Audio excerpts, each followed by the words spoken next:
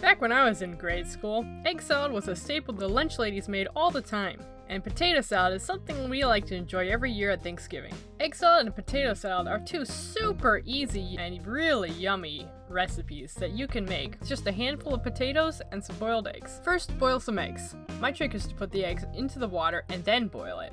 If you put the eggs into the hot water, sometimes they'll crack and it'll create a mess. While you're waiting for the eggs, you can wash some potatoes and put them in a pot to boil too. Then shell all your eggs and separate them into two piles. In general, you want a little more than half going towards the egg salad. Then check to see if the potatoes are done. If you can poke them with a knife or a fork and it goes all the way in without much effort, then you know they're done. Drain the water out of the pot and set them aside, letting them cool off. Take the eggs that are going to go into the egg salad and dice those up pretty good. The eggs that are going to go into the potato salad, you want to cut into bite-sized chunks. I like to do half again, and then cut 3 or 4 sections. Once the potatoes are cool enough to touch, you can start to roughly peel them. I like to leave a little bit of skin on, but for the most part you want it gone. Then slice the potatoes into also bite-sized chunks. Again, I do half, and then 3 or 4 sections. Put the diced eggs in one bowl, and then the chopped potatoes and eggs in another bowl. Next, add mayonnaise to each bowl. You want just enough to cover all the eggs and potatoes. Then add mustard.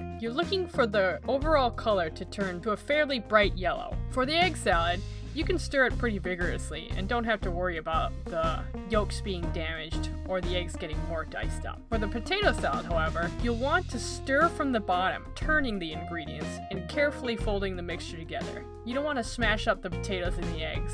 Once that's done, you're basically through with the recipe. Pop both in the fridge.